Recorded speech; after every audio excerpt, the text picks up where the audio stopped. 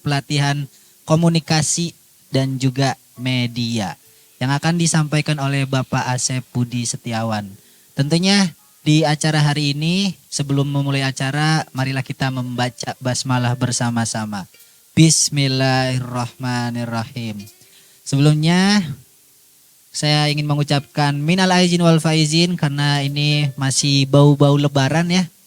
Dan sebelum memulai acara ada ice breaking aweng nih. Oke, kita ice breaking tipis-tipis dulu. Jadi ini adalah tepuk buka tutup namanya. Tepuk buka tutup. Oke. Jadi gini, buka tutup, bertepuk tangan, prok prok. Tahu kayak tadi permainannya. Buka tutup, apa sih? Bertepuk tangan, prok prok. Digulung-gulung, lalu tersenyum, hihi. Digulung-gulung, lalu tertawa, haha. Oke, tepuk tangan semuanya. Itu ice breakingnya. Ice breakingnya ya. Mungkin udah hangat ya. Oh, iya. Silahkan cacing. Oke. Terima kasih. Iya. Wah, ice breakingnya lumayan ya. Ada hihi sama haha. Dan yang akan memandu acara ini dipandu oleh Bapak sutradara kita yaitu Bapak Ipung Kusmawi. Kepadanya kami silakan. Alhamdulillahirrahmanirrahim. Hari ini kita bisa berkumpul kembali di Sanggar Teater Sado Kuningan. Ini masih dalam aroma-aroma nuansa Idul Fitri. Di mana tadi kita sudah saling bertegur sapa, bersalam-salaman, berpeluk-pelukan, bahkan sebagian bercipika-cipikian. Tentu saja semuanya dengan tegur sapa yang manis, dengan senyum yang manis, dengan tatapan mata dan kedipan yang tak kalah manis. Dalam desah napas yang teratur dengan manis juga. Maka nikmat mana lagi yang akan kita dustakan. Baik hadirin sidang Sado, Jamiah Sado yang dirahmati Allah.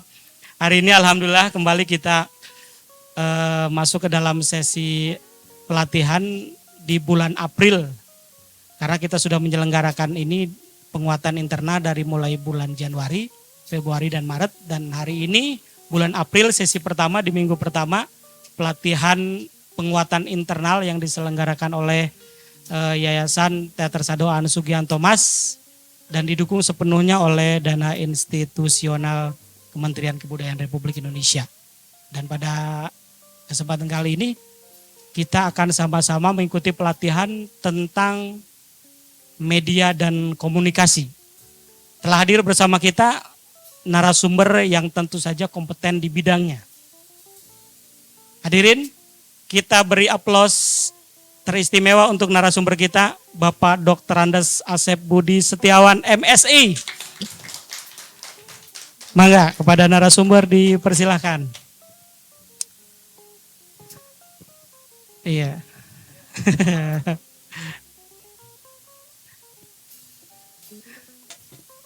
Iya hadirin, jemaah Sado yang dirahmati Allah. Telah hadir bersama kita narasumber Bapak Dr. Andes Asep Budi Setiawan MSI. Karena hari ini kita akan berbicara tentang komunikasi dan media. Jelas bahwa media baik lisan maupun tulisan, baik audio maupun visual, itu bagian dari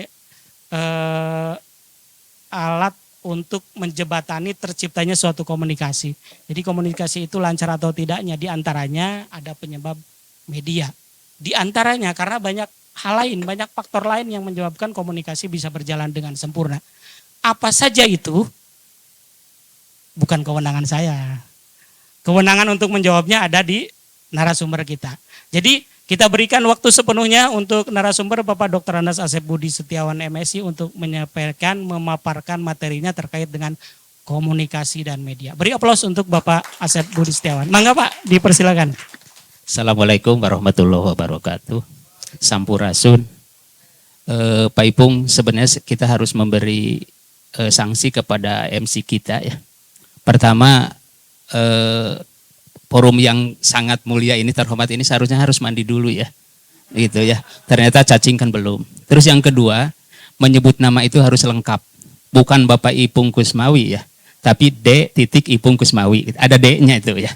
Jadi dalam dunia kepenulisan itu menulis itu harus akurat, harus lengkap. Teh Penny, nama populernya kan Penny Pay gitu kan. Bukan Pay, bukan, tapi Pay gitu ya, pakai P. Seperti itu ya. Saya baca gitu seperti itu. Dan yang ketiga, cacing itu ternyata tadi kalah sama saya. Saya sudah punya nomornya, saya sudah komunikasi dan tulisannya kan sudah masuk ke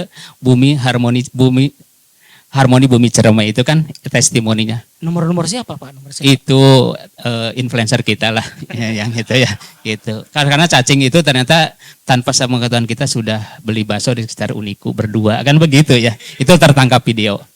Bapak Ibu, saudara-saudari, teman-teman, saya itu ke sini tuh reuni ya Pak Edi ya, Pak Guru ya. Kalau tidak ditelepon oleh Pak Edi saya tidak akan datang ya. Gitu ya, tidak akan datang. Karena ini kehormatan nih, saya harus pulang kampung, pulang ke tempat dulu saya di sini. Saya itu kenapa tidak meminjamkan buku, karena saya ingat Gus Dur, saya pengikut aliran Gus Dur. Jadi hanya orang bodoh yang meminjamkan buku dan orang gila yang mengembalikan buku gitu. Jadi saya menganut itulah. Sampai sekarang saya tidak pernah. Karena saya punya beberapa buku yang klasik gitu ya. Dulu ketika Hasta Mitra baru menerbitkan cerita-cerita Pram ya, Pramudia Anantatur, dipinjam seorang teman dan tidak dikembalikan. Dan baru sekarang setelah bebas ya, saya baru punya seluruh buku Pram gitu ya. Meskipun saya diblokir, di-unfollow oleh seorang teman lulusan luar negeri hanya gara-gara saya sering menulis tentang Pram gitu ya. Padahal dia belum baca. Dia lulusan luar negeri ya. Asli ya, tapi birokrat dia. Mungkin birokrat itu harus lurus, tegak lurus dengan regulasi. Yang kedua, saya tadi share ke Pak Ketua ya, Pak Ketua Komunitas. Ini yang ingin saya sampaikan, acak-acakan. Dan saya tidak memberi 1, 2, 3, padahal ini yang terakhir. Ini yang terakhir ya, yang terakhir, yang acak-acakan. Mengapa acak-acakan? Karena dulu waktu Pak Dr. Haji Dian Rahmat Yanuar jadi sekda, saya sering dibahas di apel pagi di depan seluruh kepala dinas dan staf setda. Pak Asep itu nyebutnya Bapak ke saya, padahal dia bukan anak saya kan. Bapak, Pak Asep itu kalau nulis loncat-loncat. Tapi ujung-ujungnya menjadi satu kesatuan, wholeness gitu ya. Dan memang saya loncat-loncat. Dan tadi ke Pak Ketua, saya share saja. Dan Pak Ketua tidak bertanya gitu kan. Hanya ada satu, kalau mau nambah silakan nambah, berarti ini kurang. Maka saya kirim lagi. Dan tidak ada komen. Kalau komen, saya kirim lagi. Banyak. 10 tulisan dengan yang panjang-panjang saya siap dikirim. Tapi satu-satu aja lah, satu saja. Nah yang pertama itu, saya kemarin waktu ditelepon Pak Ketua, saya lagi di Tasik. Tasik itu banyak teman yang aktif di bidang kesenian, kesusastraan dan kebudayaan. Salah satunya di buku saya yang sekarang di penerbit, Kang Acep Jam Nur itu menulis pengantar yang panjang. Itu panjang dan saya bahagia. Terus yang kedua, lahir juga Godi Suwarna. Kakang Perbu ini kan lahirnya di Tasik. Meskipun sekarang bumen-bumen di Ciamis. Dan saya minta pengantarnya. Orang yang hebat itu, Yayi kenapa minta ke Kakang katanya. Tapi saya bilang, tiada ada lagi di dunia ini yang layak untuk saya mintai pengantar kecuali Kakang Perbu. Dan saya sedang disiapkan sekarang. Terus yang ketiga, Pak Ketua, Pak Ipung ya. Ini pejabat juga di Beber.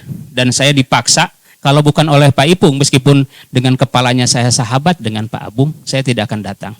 Di depan 1000 lebih siswa, saya bicara ya.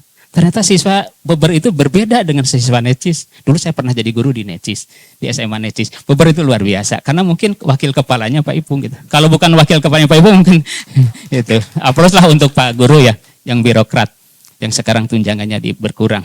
Nah, buku yang ketiga, kemarin itu saya nulis Rindu untuk Satu Nama. Meskipun usia saya kepala 5 ya dan belum pensiun, tapi soal rindu itu tidak berbatas waktu, tidak mengenal usia. Rindu untuk Satu Nama. Nah saya minta pengantar ke sahabat saya, Asep Hairul Gani namanya, lulusan psikologi UI. Dia orang hebat, keluarga besar Suryalaya. Nah kata dia setelah saya kirim, Dia itu tanggung kalau saya yang memberi pengantar. Coba satu lagi minta biar buku tersebut menjadi trio Asep. Saya minta ke rektor di Suryalaya itu Asep Salahuddin, Dr. Asep Salahuddin. Pasti yang suka baca tulisan di Kompas, di PR dan buku-bukunya banyak itu Asep Salahuddin itu Dr. Asep rektor di ILLM Suryalaya, dia memberi pengantar. 2 Asep sudah memberi pengantar. Jadi begitu Pak Ketua ya. Buku saya boleh jelek tapi pengantarnya bagus. Nah, berarti saya terbawa bagus. Tapi orang yang bisa memerintah seniman sastrawan besar itu jarang gitu ya. Jarang. Jangankan saya, Pak Bupati saja atau siapalah Pak Sekda meminta tulisan dia mungkin bisa saja ditolak. Karena tidak ada hierarkis di dunia kesenian seperti itu. Tapi kalau saya karena persahabatan dia kirim. Profesor Dr. Mahi M. Hikmat di sana kan nulis. Padahal tidak dikasih honor gitu. Seperti itu, banyaklah termasuk Pak Dik segala macam sudahlah gitu ya semua. Itu salah satu bentuk persahabatan. Persahabatan itu identik dengan komunikasi. Ini baru masuk nih ke sini. Persahabatan itu identik dengan komunikasi. Seseorang yang komunikasinya baik, bagus, insya Allah lah karena ini kan tadi lebih religius kan. Kan seolah-olah ini masih suasana lebaran ya. Syariah pisan itu ya. Gitu. Syariah pisan saya jadi kaget nih. Tadinya mau takut lah.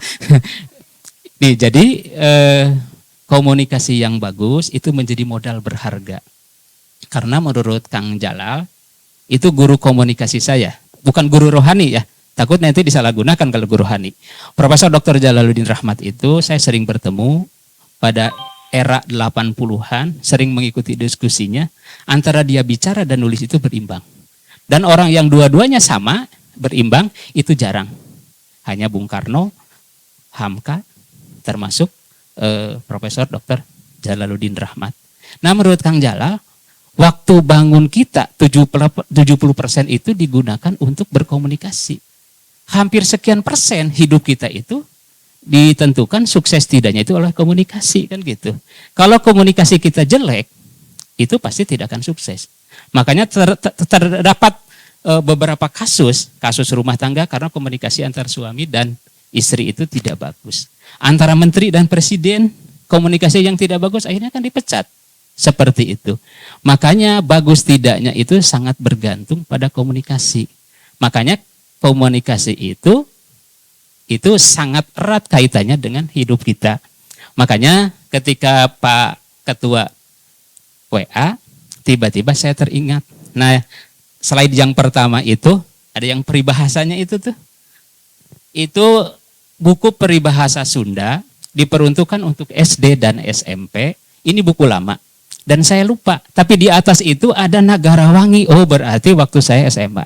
Nagarawangi itu sebuah kota ya, di Tasikmalaya yang biasanya Kang Acep dan Kang Godi Suwarna itu nongkrong di sana. Nah di sana saya dulu pernah kos waktu saya SMA. Nah di dalam Hasanah Sunda, dalam sastra Sunda itu ada beberapa yang bisa kita gunakan. Karena ada kecenderungan orang yang bicara di forum itu sekarang mengutip pantun, baik pejabat atau masyarakat. Saya bacakan dulu pantun. Pantun kan bukan milik kita kan. Itu Hasanah kesusastraan Melayu kan. Padahal di Sunda itu ada sisindiran, ada paribasa. Dalam sisindiran itu ada rarakitan, paparikan, satu lagi rarakitan, wawangsalan kan ada 3. Wawangsalan. Padahal kalau wawangsalan itu kita gunakan dalam pembukaan pidato itu akan lebih bagus. Makanya saya dengan teman-teman tolonglah jangan pantun karena pantun itu kan milik orang lain, meskipun kita tidak anti ya, tapi kalau wawangsalan, paparikan, atau rarakitan kita gunakan, kita sebagai, itu salah satu upaya bagaimana melestarikan sastra, Hasanah sastra Sunda. Dan selain itu ada paribasa. Nah dalam paribasa ini, saya di beberapa buku, saya nulis tentang paribasa Sunda. Saya kutip, goong nabuh maneh. Nah itu ya, goong nabuh maneh itu artinya sikap atau sifat seseorang yang mengunggulkan, ngagulkan diri gitu ya, menganggulkan diri. Padahal itu kan sombong. Kata Pak Guru Ipung mah tadi kan flexing ya. Nih saya punya buku Dan memang benar itu mah bukan flexing, itu karena kenyataan ya. Daya beli yang lemah, buku itu kan mahal gitu kan gitu. Agak susah ya. Ini buku gitu ya. Saya ingat almarhum ya. Kalau saya sombong itu dia geleng-geleng kepala tanpa komen, hanya satu gitu aja. Nah, dengan jempol. Jempol ini itu salah satu isyarat bahwa dia salut lah saya punya buku. Karena jarang saya bisa menghitung berapa orang pejabat atau guru yang ada di Gramedia. Setiap minggu saya ke Gramedia, ada beberapa orang dari Kuningan. Dan itu jarang. Kalau Pak Ipung belum pernah bertemu, apakah di lain waktu? Atau memang tidak ke sana kan gitulah. Nah, goong nabuh maneh, itu kan sikap seseorang yang ingin mengunggulkan diri, ngagulkan diri sorangan. Goong nabuh maneh kan begitu. Nah, padahal yang sesuai dengan karakteristik manusia Sunda itu salah satunya kan somea hade kasema. Itu biasanya orang Sunda itu kan ramah. Terus yang kedua, handap asor, kan seperti itu. Bukan artinya handap asor itu rendah diri, bukan. Tapi tawadu, kan seperti itu. Nah, dalam konteks media, kehidupan sehari-hari kita itu butuh. Bukan hanya diri sendiri yang menginformasikan kepada orang lain, salah satunya bantuan orang lain, salah satunya media. Ya begitu. Jadi kalau prestasi yang kita lakukan diinformasikan gitu ya oleh media, itu kan akan lebih bagus. Kan seperti itu. Jadi kita pinjam tangan kalau dalam urusan prestasi diri sendiri. Tanpa itu nonsen. Makanya sekarang para pemimpin negeri itu lebih akrab dengan media. Hanya sayang dengan perkembangan teknologi komunikasi, teknologi informasi, media itu ketinggalan langkah. Karena apa? Karena untuk mengejar satu berita itu kan jurnalis itu susah. Bupati contoh di Kuningan yang dekat, punya kegiatan sehari-hari itu misal 10 kegiatan. Apakah jurnalis bisa mengejar 10 kegiatan? Tidak. Karena kita tahu bahwa salary yang ada di satu media itu tidak berbanding lurus dengan karya yang mereka buat, dengan tulisan yang mereka buat. Dalam konteks komunikasi, media itu menurut ahli itu dibagi tiga. Dibagi tiga ya. Yang pertama, media massa. Media massa itu salah satunya kan media cetak. Dulu waktu saya masih sekolah itu sangat bangga, reus lah. Bangga Sunda itu kan hesenya, reus itu berarti bangga Indonesia. Sangat bangga kalau saya itu tulisan saya masuk ke media cetak. Bangga. Nah, ketika kebanggaan itu seiring waktu ternyata sekarang saya menulis salah satunya esai di Radar Cirebon misalnya di rubrik wacana, saya oleh teman-teman di Bandung itu dianggap aneh. Saya gini aneh, saya masih nulis di media cetak kan gitu. Kalau dulu nulis di media itu kan sesuatu yang luar biasa, tapi sekarang itu ternyata dianggap aneh. Makanya media cetak itu sekarang kalah perkembangannya oleh media yang kedua, yaitu media elektronik. Media elektronik itu radio, televisi, dan medsos. Kalau dulu kan radio kan luar biasa. Lihatlah sejarah lah. Bagaimana RRI membantu perjuangan Indonesia, gitu ya. RRI dulu ketika saya masih kecil, gitu ya, ngedepong payunan radio tanya ngupingkeun lah, gitu. Kalau Mang Jaya mah setelah ke Kuningan ya. Kalau di sana kan ada Mang Sopian dan seterusnya di sebelah selatan itu. Saya begitu wakabul dulu ya, almarhum. Nah, jadi radio itu dulu begitu dahsyat. Orang-orang waktu pertama saya ke Kuningan 92. Saya keliling ke desa-desa, ternyata yang mendengarkan radio itu luar biasa. Makanya saya dulu 92 sampai 94 jadi penyiar di RSPD. Itu ya. Makanya wajar lah kalau dikenal lah di RSPD. Kalau cacing sih itu generasi sekarang lah. Kalau saya kan dulu itu ada on air, ada off air. Nah, off air itu saya keliling. Taraju ada Bilor, Surabi telur. Kalau di Kalimanggis ada satelit, sate kulit. Seperti itu. Jadi saya keliling gitu ke Nyangkokot, Pakembangan gitu seperti itu. Kalau cacing belum tentu tahu Nyangkokot ya di mana. Gitu kan seperti itu. Nyangkokot, Pakembangan segala lah gitu lah. Kalau yang dekat-dekat kan ada Lebak Burang, ada apalah sudah sinilah. Seperti itu. Dulu radio itu begitu dahsyat. Penerimaan masyarakat fans itu begitu dahsyat. Makanya saya kenal dengan keluarga Muji, keluarga Ali itu saat itu karena dia itu merupakan fans RSPD. Dulu itu ada kartu beli berapa rupiah lah, jadi baru dibacakan. Seperti itulah. Itu kartu atensi itu luar biasa. Makanya saya tahu ketika Muji dulu punya anak misalnya si Wariki yang terus Nurjana gitu ya, seperti itu. Kalau Ali dulu belum nikah, karena istrinya kan orang Pasapen. Saya tahu gitu seperti itu. Di Plaza itu saya tahu lah gitu. Makanya saya kemarin nulis tentang Plaza, Kuningan Plaza. Setelah itu baru televisi. Radio ditinggalkan. Makanya saya keluar dari radio. Gitu ya. Bukan karena ditinggalkan keluarga, karena ada kegiatan lain lah yang lebih menantang dan menggiurkan. Makanya saya keluar. Setelah itu televisi. Televisi kan orang semua kan mengenal televisi. Tapi lama-kelamaan televisi sekarang menjadi hilang. Hilang. Kita tidak bisa menafikan kenyataan seperti ini. Saya tadi pagi baca bahwa televisi itu pada akhirnya akan hilang. Akan hilang. Dan yang terakhir dari media elektronik itu media sosial. Nah, media sosial ini ternyata luar biasa lah. Kalau kita nulis FB, saya tiap hari nulis. Pagi-pagi tadi jam 3 saya nulis ya. Sebelum subuh saya nulis, saya posting. Ternyata setelah dicek, teman-teman saya di FB itu luar biasa. Orang-orang yang mau berpikir Pak Ketua ya. Kalau di FB, kalau cacing kan beda. Yang flexing lah gitu ya, yang flexing. Ya, dan saya kemarin jadi korban ya. Saya ke Cirebon, ke toko kopi Rusa Jantan ya. Si Mamang itu ternyata mengorbankan saya korbannya. Saya cari sampai ke gang yang hanya masuk satu mobil. Ketika ada motor berpapasan, saya harus berhenti ya. Ternyata tepatnya oke, makanannya juga oke. Tapi perjalanan ke sana jauh lah. Padahal itu masih di kota Cirebon. Itu dahsyatnya media sosial. Saya jadi korban. Padahal saya sangat selektif ya dibanding orang lain.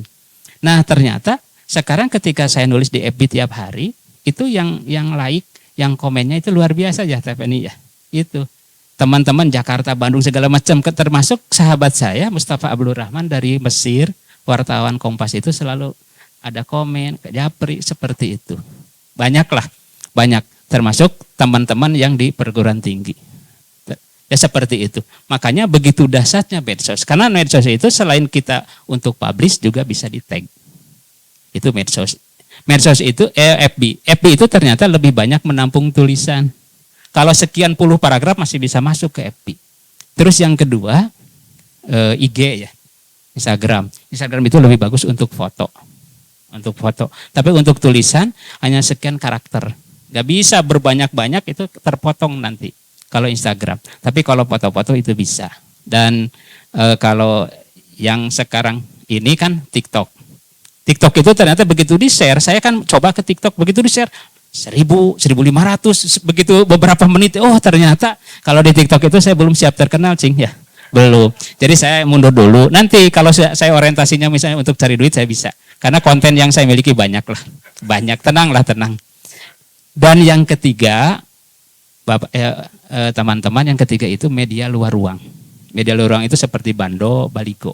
Itu di dunia komunikasi itu dikenal 3 media. Kalau dunia luar ruang itu seperti Bando, Baligo itu harganya memang mahal. Kalau misalnya untuk bisnis itu ada pajak. Kan seperti itu.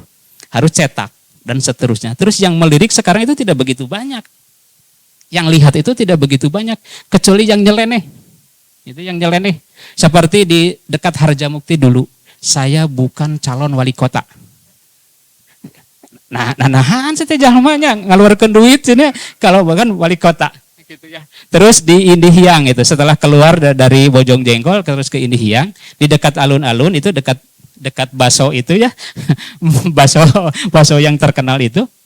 Di Indihiyang itu ada nama Asep di Tasik. Saya Asep, bukan nama binatang, ada ya gitu, seperti itu. Aduh, itu padahal bandulnya sangat besar kan seperti itu. Atau kalau di rumah-rumah makan atau di tempat-tempat yang perlu dilirik, jangan tengok kiri atau jangan tengok kanan. Nanti orang teh penasaran, itu kan pasti nengok. Itu hebatnya. Makanya media itu sekarang yang dibutuhkan itu bukan yang lempeng-lempeng, bukan, tapi kreativitas. Kreativitas yang dibutuhkan. Jadi di media itu sekarang itu ada untung ruginya. Kalau Bando Baliho, kalau dulu ya, itu sangat efektif. Makanya calon-calon kepala daerah, legislatif, eksekutif itu biasanya pasang di Bando Baliho. Tapi itu jarang sekarang itu dibaca. Hanya sekilas, hanya selintas. Tapi kalau kontennya berbeda, unik gitu, pasti kita akan kaget. Oh nyanya, jangan tengok kiri, naon. Oh ternyata ya tak. Seperti itulah. Seperti itu. Dan itu berisiko. Yang aneh-aneh itu berisiko. Dan dari ketiga ini ternyata yang sekarang itu lebih efektif itu adalah media sosial. Makanya komunikasi yang sekarang itu akan lebih efektif diterima oleh publik itu melalui media sosial. Tapi ada untung ruginya lagi. Nah, sahabat saya yang ada kliknya itu tuh, yang ada kliknya yang kuning, Mas Agus Sudibyo, tenanglah. Nah, kalau ini kan ini nih, ini dulu yang barusan aja lah. Biar ini ya Pak Edi ya. Ini yang ini. Nah, sekarang itu ada kecenderungan konten media itu ada kecenderungan. Kalau dulu itu sebagus apa produk yang dimuat di media. Misalnya jerawatan diedit jadi itu jerawatan. Goreng sakedik diedit jadi kasep. Kapungkuna gondrong jeung ikal enak jadi dipotong kan gitunya. Contoh gitu ya. Ini contoh. Nah dulu itu media itu cenderung gitu ya.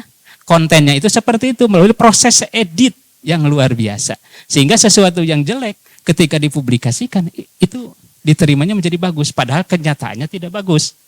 Makanya sekarang online, bukan online teh, yang all shop lah.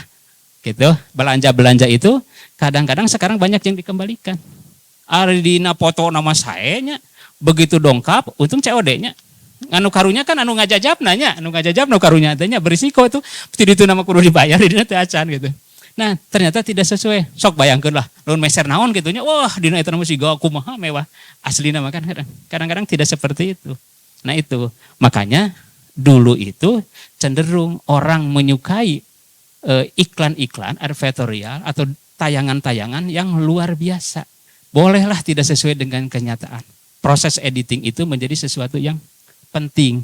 Tapi sekarang menurut penelitian Profesor Renal Kasali, itu sekarang itu tayangan itu bagaimana lebih interaktif dengan pemirsa. Seotentik mungkin, seinteraktif mungkin. Kan begitu.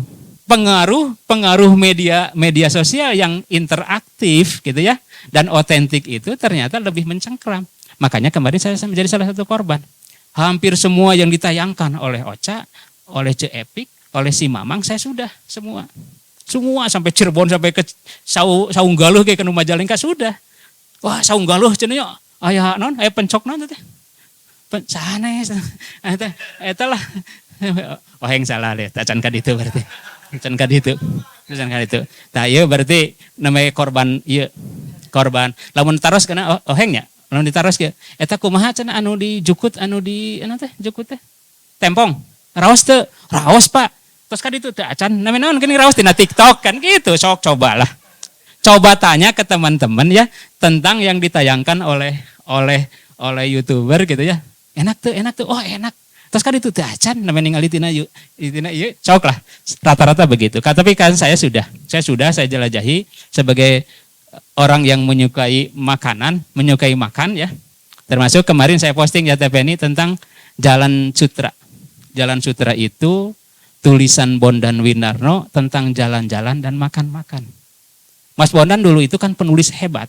Di Horizon, di Kompas, di Matra, di Tempo, almarhum Mas Bondan itu. Dan salah satu keunggulan Mas Bondan itu tulisannya tentang jalan-jalan dan kuliner. Kemarin anak saya kan ke Austria. Ya kakak mau ke Salzburg gitu. Salzburg salah satu kota di Austria. Ternyata Mas Bondan nulis tentang Salzburg. Nah saya kirimkan ke anak saya. Betul ya seperti yang ditulis katanya. Bahwa di Austria itu kota yang penuh legenda. Tenang sih, kayak kaditu ke Austria. Nah, gitu. Nah, sekarang mah tidak dulu, susah izinnya susah ya namanya. Tidak bisa lama-lama tenang. Tiket mah sudah ada, sudah ada. Makanya cacing nanti kalau punya istri, punya anak, ya, bagaimana support anak itu supaya bisa keluar. Jangan seperti ayah, kan gitu. Gitu, kan harus begitu. Beda orang tua dulu itu mengajarkan anak-anaknya bapak ke baheula ye dahar teh ukur jeung uyah jeung kurupuk. Nah, ternyata orang tua kita ada kecenderungan ya Pak Guru ya. Pak Ketua ya, mengajarkan kepada anak-anak kita itu kesengsaraan. Gitu. Masa nu kitu ditransfernya? Ulah itu kesengsaraan mah ulah gitu ulah. Ari sok ya. bapak orang, yo saya bau lagi bapak, dah teh ukur kieu sakeupeul, dah mohon kapungkur gitunya. Nah ternyata anak-anak saya kan, ya udahlah masa lalu biarkan menjadi masa lalu. Mah ulah tuh dah zaman ayeuna bira ku cenah dede jeung kakak mamna jeung kurupuk kan ulah ngisinkeun cenah. Nah seperti itu, kepuk jeung kepuk deui nya kurupuk kan ulah.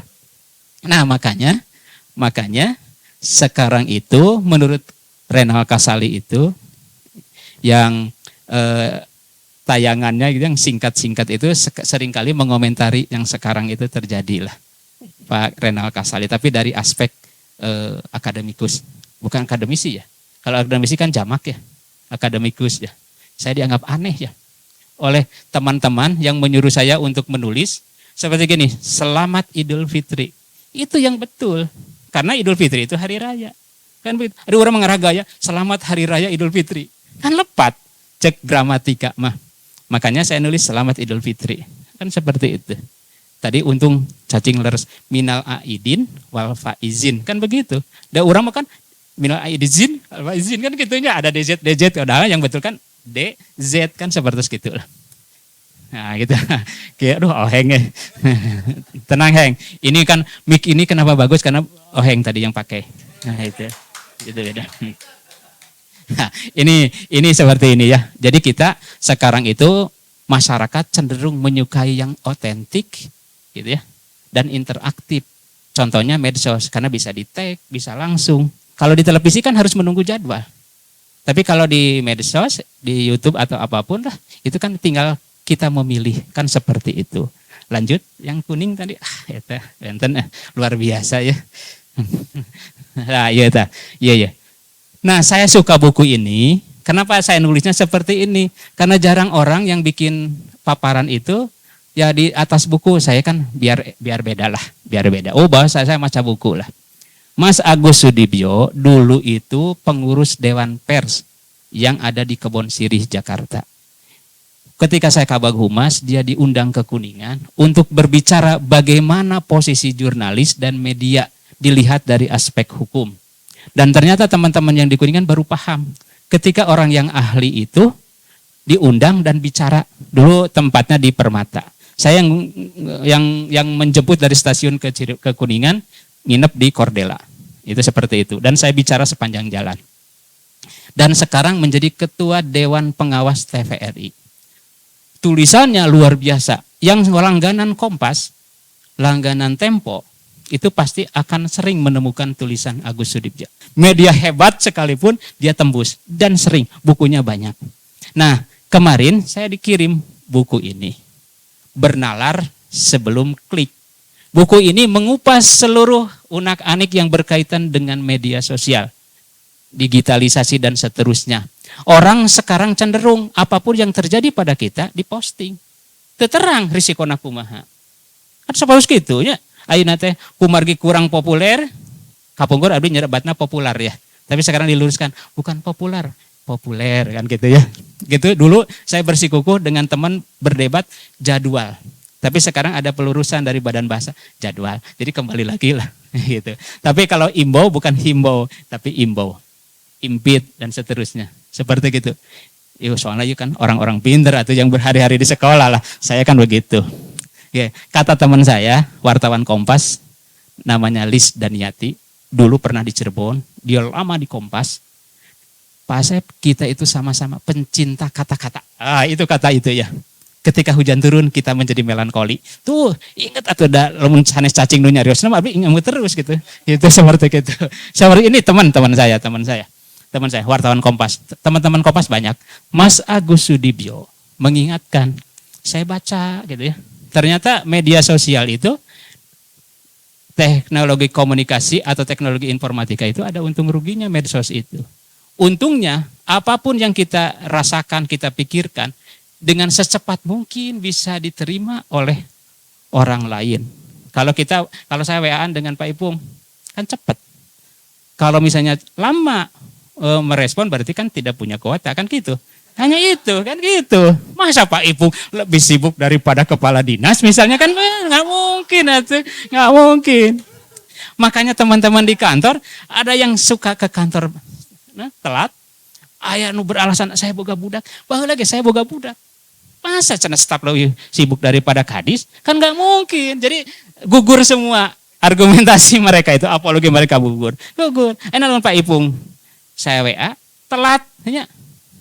Kan hanya 2 jawabannya. Satu memang ya satu jawabannya tidak punya kuota. Masa sibuk? Pak Abung saja kepala sekolah ketika saya WA terus dibalas ya gitu. Masa ini Pak Wakilnya kan tidak ya lama kan beda ini. Beda. Itu mah hanya bercanda ya Pak Guru ya. Ya Pak Guru. Nanti kalau serius saya tidak diundang lagi ke Beber. Ya dulu ke Beber lah. Tenang Pak Ibu. Keren lah di Beber keren. Keren lah. Luar biasa, di depan 1.000 lebih orang saya bicara pagi-pagi ya. Oh semangat gitu ya. Seperti itulah. Ternyata karena Pak Ipung. Karena Pak Ipung. Terus ini Mas Agus Subrio itu sekarang itu ketika era medsos itu begitu dahsyat masuk ke ruang privasi kita, maka sebelum kita klik kita harus bernalar. Artinya harus berpikir, diedit, jangan sembarang diposting. Kalau sudah diposting, itu kan masuk ke big data. Kalau di dunia seperti ini, dunia maya itu, kita harus hati-hati. Makanya Mas Agus Sudibyo mengingatkan, bernalar dulu, berpikir dulu, seleksi dulu, jangan sampai semuanya diposting. Ralat itu susah. Makanya dulu ada kasus-kasus seperti Prita segala macam yang dihukum itu, karena ini. Itu. Kalau bisa jangan. Memposting ulang, itu juga sama hukumnya. Siga orang maling motor, nunadah jeung urang, sami bae hukumanna. Gitu, sami bae. Antara penadah yang mencuri sama saja, atau yang menjual dan yang membeli sama saja. Makanya dunia seperti ini kan harus hati-hati. Jangan sampai kita karena bernafsunya, orang gaduh ieu bisa kapayunan ku batur, langsung diposting. Padahal begitu dibaca ini salah gitu ya. Kan izin. Ralat itu di dunia digital itu sulit. Lebih mahal harganya daripada posting.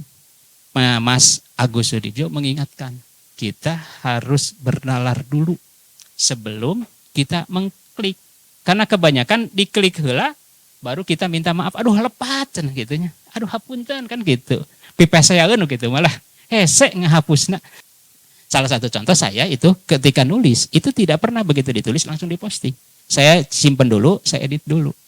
Karena kalau salah, saya pernah merasakan selaku yang memegang gitu ya, institusi yang berkaitan dengan publik, itu saya pernah merasakan. Saya dipanggil oleh komisi ini, oleh APH dan seterusnya. Hanya gara-gara informasi yang kita keluarkan.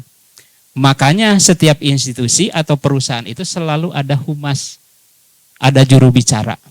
Biar informasi yang keluar ini satu arah. Kan misalnya gini, tiba-tiba direktur perusahaan itu salah bicara, kebijakannya salah. Tapi begitu sadar, aduh lepat. Ya kumaha, nah juru bicara, kumaha carana yang dikatakan benar itu menjadi salah. Atau yang dikatakan tadi itu menjadi tidak ada, tah eta mah seni. Makanya juru bicara itu menjadi barometer atau orang yang bisa bilang tidak untuk sesuatu yang ya. Bilang ya untuk sesuatu yang tidak, kan gitu. Seperti itu. Iya kumaha carana eta mah perlu keahlian. Hese eta mah, keahlian tingkat dewa eta mah. Tingkat dewa. Dan itu dilakukan oleh orang-orang yang bekerja di posisi itu. Seperti itu. Jadi Rosyana Silalahi di buku tersebut mengingatkan sekarang itu era digitalisasi, era medsos itu begitu dahsyat perkembangannya. Apakah ini diimbangi oleh kualitas? Kan itu yang menjadi persoalan. Nah, kualitas itu seharusnya berimbang dengan ini. Makanya orang-orang perguruan tinggi itu tidak akan percaya kepada informasi yang ada di media sosial. Cobalah, kalau kita nulis skripsi, nulis tesis atau disertasi, kalau kita hanya mengutip dari medsos itu akan kelihatan. Atau Pak Ketua ngirim artikel ke PR, ulah Kompas lah PR we. Tapi seueur ngutip, koma ti AI mah ulah lahnya, ngutipnya, ngutip kintun kan itu. Kan ada alat di sana itu di PR itu. Begitu masuk ke alat itu, oh sekian persen plagiator, plagiarisme gitu kan seperti itu. Pasti mau dimuat, we. Dan kita mengirim lagi pasti tidak akan dimuat.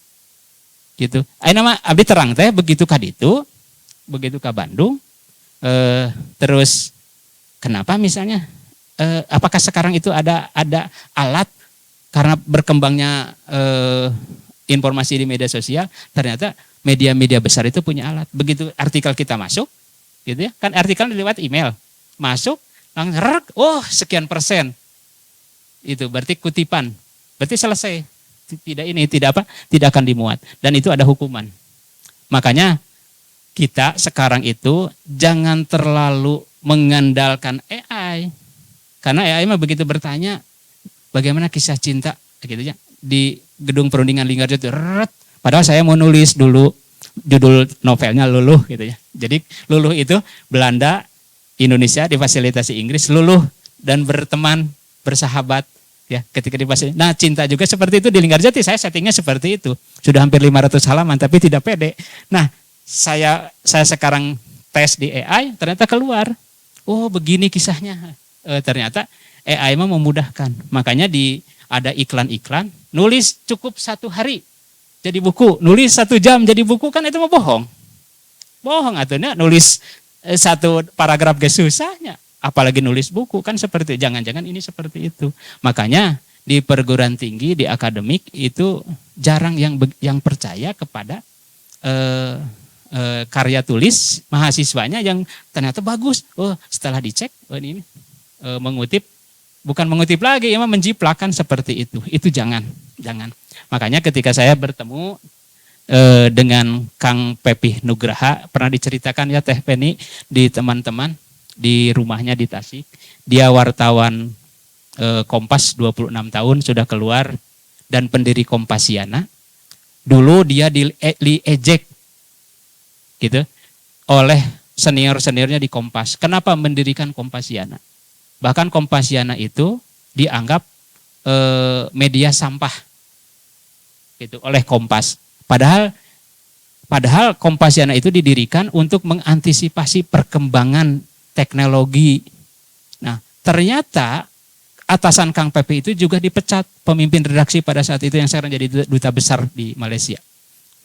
Nah, setelah Kang Pepe berjalan seiring waktu dan keluar dari Kompas, akhirnya diakui bahwa Kompasiana itu menjadi media yang unggul dan bisa mengangkat derajat Kompas.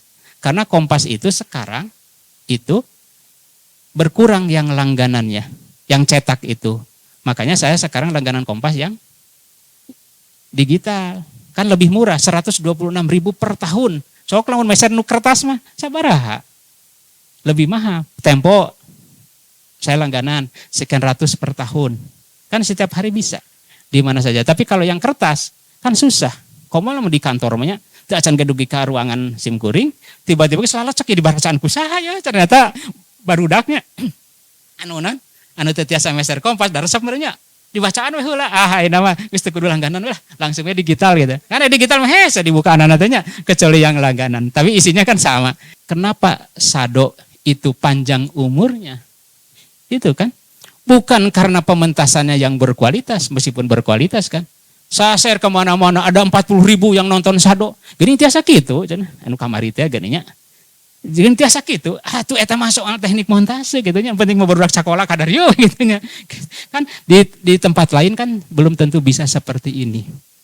Teh yang di Ciamis itu kalau di FB itu apa perempuan bertutur itu kan ada perempuan itulah gitu ya.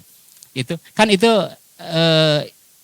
Dharma Wanita di Sub itu, tapi dia aktivis di dunia sastra dan kesenian, dia sutradara juga, ingin mementaskan seperti kita itu kan susah, tapi Sado kan beda, sekian puluh ribu, dan memang benar, sekian puluh ribu gitu kan, kualitas pemanggungannya memang beda gitu kan, karena ada proses yang terus menerus ini yang susah dipertahankan, makanya kalau Sado hanya berdasarkan pementasan tidak akan lama.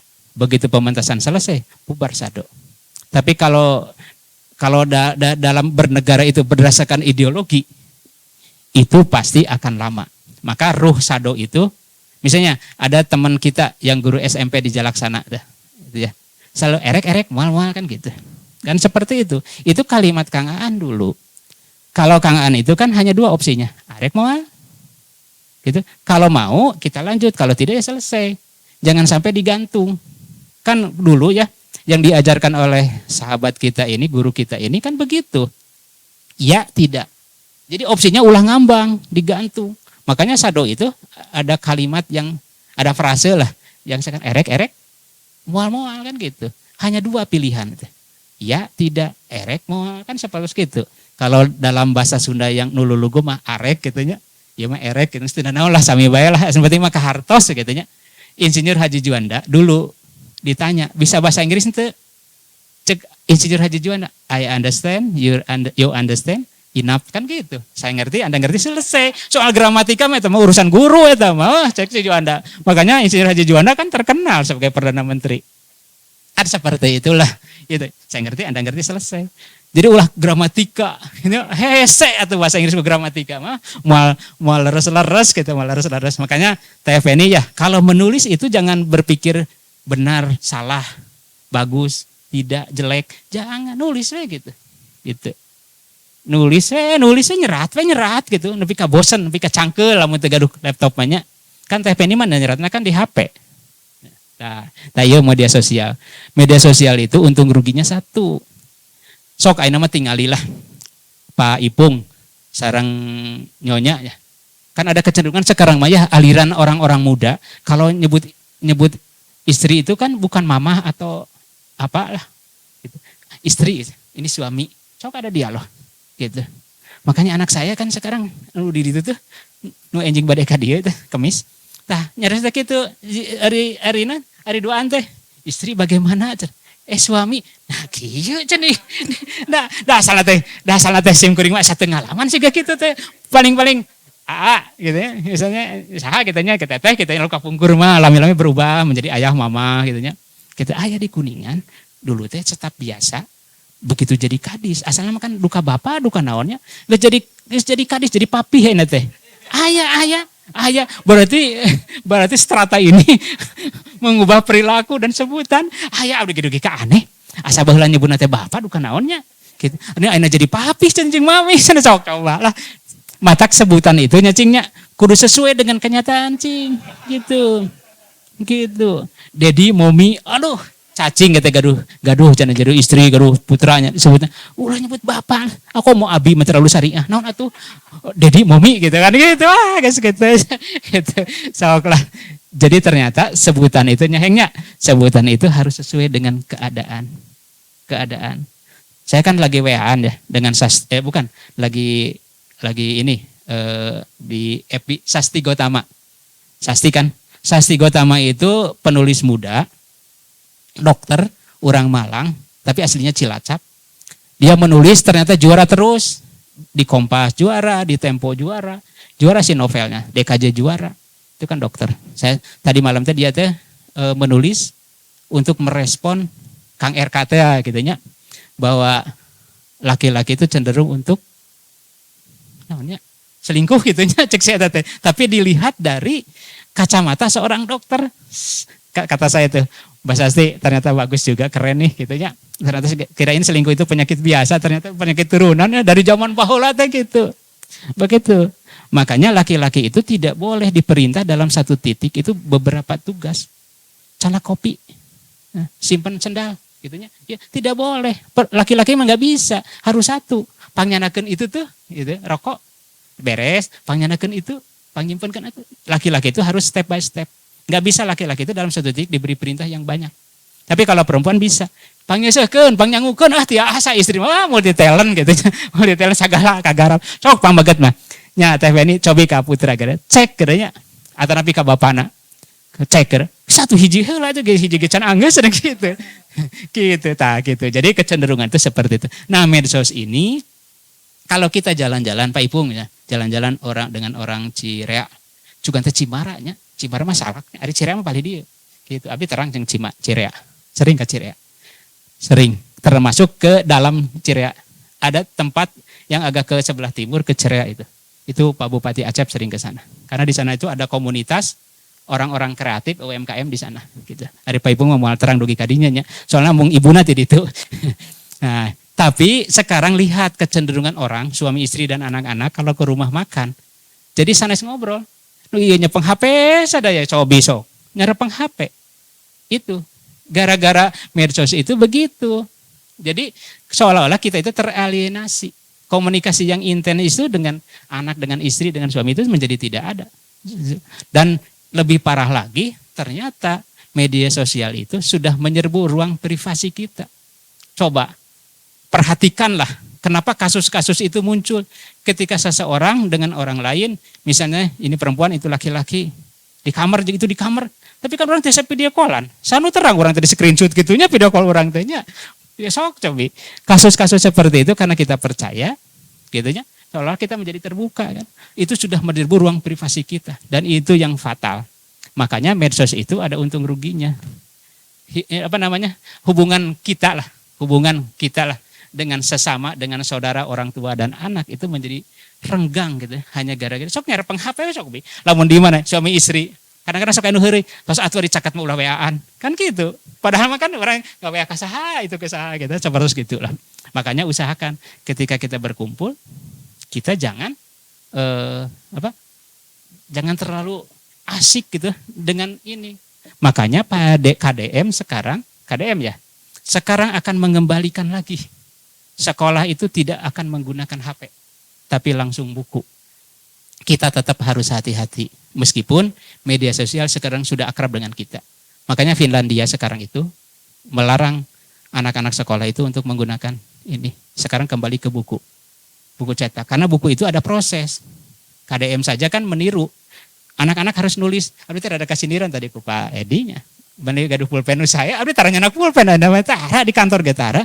Sok satu-satunya kepala dinas yang tidak punya ieu teh abdi siga teh aya. Lamun aya nawiskeun, Pak di mana di handap ya? Di ruangan ieu. Bari nawiskeun serat sok ka dieu jeung pulpenna. Jadi nyanak pulpenna canak deui. Bari nawiskeun. Soalnya sekarang hampir seluruh surat itu sekarang sudah melalui digital. Ada Sri Kandi, ada Bisain, ada segala macam. TTE wes ada ya. Izin-izin geusana ku TTE. Adi mah teu terang.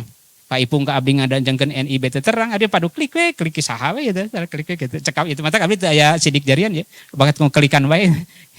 Gitu seperti itu. Makanya harus hati-hati. Lanjut lah. Nah, ieu nu tadi nu Kang Jalal. Kang Jalal itu menulis buku berkaitan dengan komunikasi, retorika dan seterusnya, termasuk psikologi komunikasi. Ada 2 psikologi komunikasi. Yang pertama, cetakannya sekian puluh karena memang saking larisnya, dengan yang ini yang baru. Nah, ternyata Kang Jalal itu satu-satunya orang Indonesia yang bisa menulis buku babon tentang komunikasi. Termasuk buku-buku lain saya punya. Gitu kan, punya. Dan saya juga menonton tayangan-tayangan yang sekarang dilanjutkan oleh anaknya, Pak Miftah Rahmat gitu ya. Jadi, karena apa? Karena ada beberapa yang bisa di ini. Salah satu buku yang fenomenal yang saya suka dari Kang Jalal itu Rindu Rasul. Itu Rindu Rasul judulnya, Seperos Dakarya. Ini luar biasa. Jadi kalau kita ingin bergelut di dunia komunikasi, salah satu referensi yang direkomendasikan itu ini. Gitu. Pokoknya mah luar biasa. Saya sejak SMA dan sampai sekarang tidak pernah bosan. Karena memang ada sesuatu gitu yang luar biasa lah. Semua dikupas tuntas. Sangat ilmiah lah, tapi gampang dicerna. Itu lanjut. Telangkung. Tadi Kang Pepih Nugraha. Sekarang itu ternyata Kompas mengandalkan Kompasiana. Karena Kompas disokong oleh iklan. Tanpa ada yang beli pun, langganan pun Kompas itu sudah bisa terbit. Minggu kemarin sebelum Lebaran, saya dengan teman-teman KSB Rawayan, kelompok studi budaya Rawayan Unpad, diskusi malam-malam ya sampai jam 12 berkaitan dengan majalah Mangle yang sudah diambil alih oleh Pusat Digitalisasi dan Pengembangan Budaya Sunda, PDPBS. Ketuanya Profesor Ganjar Kurnia itu. Sekarang sudah dibeli dari manajemen lama. Nah, karena sudah dibeli dan akan terbit sekarang setelah Lebaran, kami malam-malam sampai jam 11:30 malam diskusi. Kumarga sim kuring tanya kalebet di akte notaris itu sebagai ketua pengarah. Puntennya Pak Ipung jabatan sanes ketua pengarah KSB Studio Rawayan. Ya ketua pengarah. Gitu. Ari anggota-anggotana masih lah barudak eta lah para penulis produktif Kelah disebatan ke diskusi sanesnya. Nah, ternyata di Mangle sekarang itu kata saya kan ikut urun rembuk karena di sana diskusi. Kalau Mangle itu, kalau kita bergantung kepada pengiklan, Mangle akan menjadi advertorial. Karena yang iklan itu banyak kan, ada Unpad, Unpas gitu segala macam lah, Sanggabuana. Lalu baca Mangle itu kan, iya mana berita wae kampus ini. Kata saya itu tidak bisa. Mangle akan mati. Makanya Mangle sekarang itu harus menjadi majalah budaya. Kata saya itu begitu. Majalah budaya. Dan tulisannya bukan tulisan yang seperti berita. Kalau Mangle misalnya menjadi seperti berita akan ketinggalan informasi. Karena bukan harian. Tapi kalau menulis yang berkaitan dengan budaya itu sanes misalnya teater sado, non sanes. Tapi segala sesuatu yang berkaitan dengan kehidupan kita dilihat dari aspek budaya. Akhirnya setuju. Itu yang pertama. Terus yang kedua, sekarang kalau mau tahu misalnya sado di masyarakat diterima atau tidak harus melakukan survei. Makanya Mangle juga rubrik naon nu dipika seneng ku pembaca kudu aya survei. Tanpa survei mah nonsen kan gitu. Itu. Makanya influencer itu ya nyacing ya, influencer itu sekarang kan ada kecenderungan kan tumpang tindih. Parebut kan? Satu konten itu parebut kan gitu. Tidak spesialisasi. Beda dengan kuliner si Mamang. Kumargi namina ge kuliner si Mamang berarti kuliner we gitu nya. Ternyata dia bukan hanya Kuningan, tapi ke Cirebon, ke Majalengka termasuk ke Bandung. Teater Sado ini diterima atau tidak oleh masyarakat Kuningan? Seberapa banyak orang yang tahu teater Sado? Kalau kita hanya diketahui oleh kita, itu kan terlalu asik dengan diri sendiri. Tapi kalau kita keluar saja, oh teater Sado itu sadayana terang. Seperti kemarin mau lebaran kan, Pak Bupati ke sini. Eta saha nu ngabaduk kitu teh saha eta? Saha eta? Pak Bupati ka dieu. Bicara gitu kan, aduh eta, yuk. Padahal itu lamun didinya teh diteraskeun kieu, Pak Bupati teh ngambek.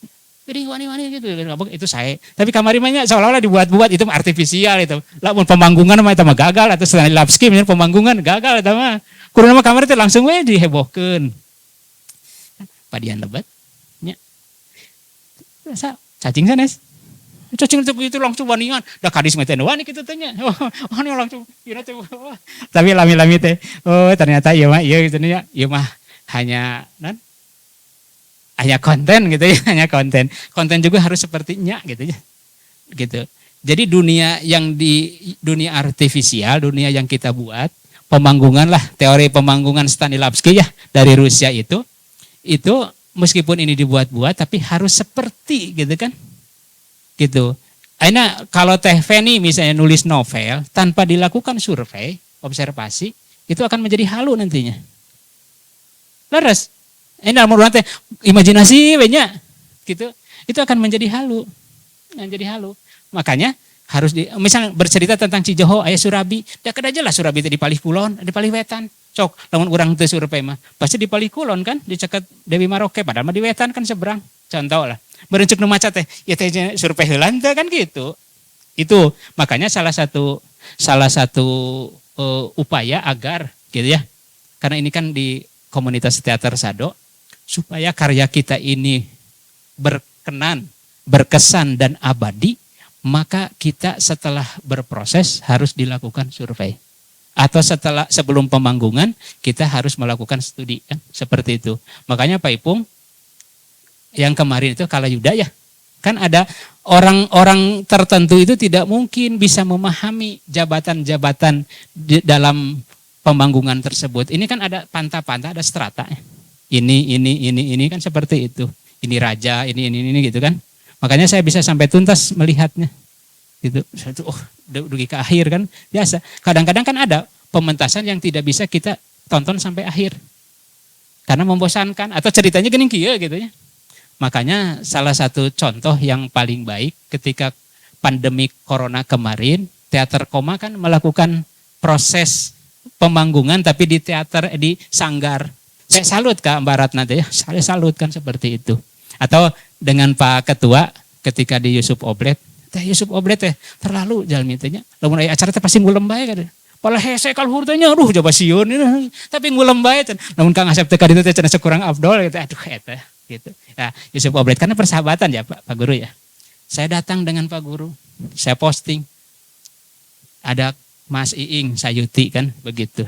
Mas Iing kan soal lepat jeung henteu namanya abdi mah posting Pak Guru ke abdi meluruskan menambahkan gitu berdasarkan WA dari Mas Iing. Ternyata pementasannya seperti ini. Tapi saya sudah posting.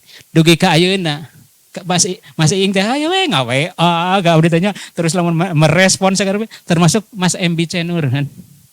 MB Cenur itu arsugan teh MB teh istrinya awalnya mah MB teh istri atau udah MB saha gitu nya cak MB teh istri gitu. Ternyata setelah bertemu ngobrol lama termasuk ngobrol politik. Mas MB luar biasa. Orangnya kan tenang. Si ibunya juga tenang gitu ya. Mas MB ternyata cerdas. Dan sekarang Mas MB itu hampir tiap hari memposting sesuatu di FB-nya. Namun abdi memposting pasti like, Mas MB posting like. Ternyata Mas MB itu musik teh penata musik G30 SPKI kan. Ketika kakaknya Arifin Cenur menjadi sutradara. Mas MB ini.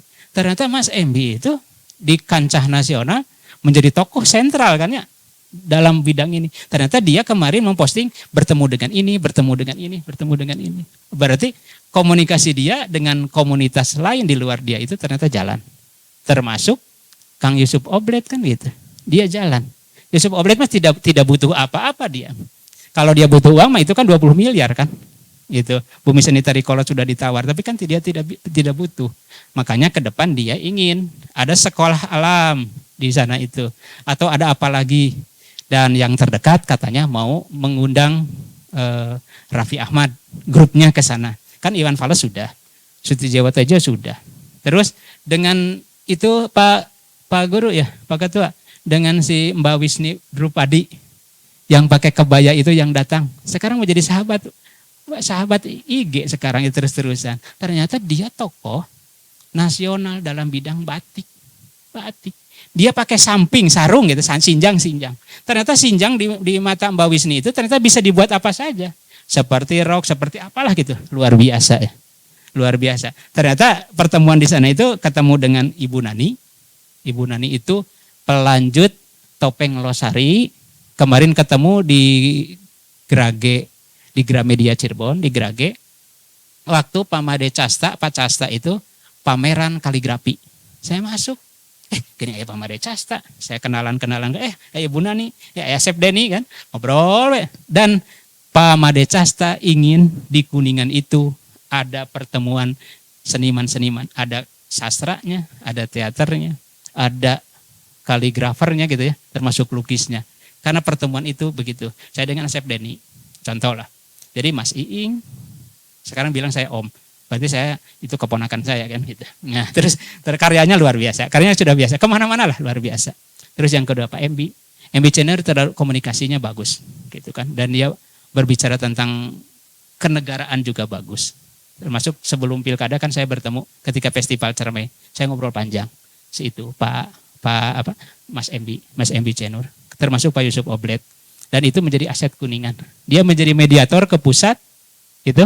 Bagaimana Kuningan bisa maju, termasuk bagaimana nih seni budaya Kuningan ini, gitu kan, bisa maju ketika ada orang-orang Kuningan yang punya akses ke sana. Seperti itulah, seperti itu. Satu lagi mungkin ini, satu lagi. Nah ini kan sudah barusan teater koma ya sudah. Sahabat Pak Ipung, guru fisika di Necis, mengirimkan video ke saya Pak Ipung ya. Ternyata pembacaan puisi Radar Pancadahana almarhum kan. Dia orang Sunda yang tinggal di Tangerang, tapi tetap mengaku orang Sunda dan karyanya luar biasa. Dan dinobatkan sebagai tokoh budayawan Kompas dengan Yudi Latif dulu. Hampir setara lah. Yudi Latif teman dulu, satu kelas di atas saya, waktu di Dipati Ukur. Nah itu sudah, dan sahabat Pak Ipung mengirim saya video Radar Pancadahana lagi baca puisi itu.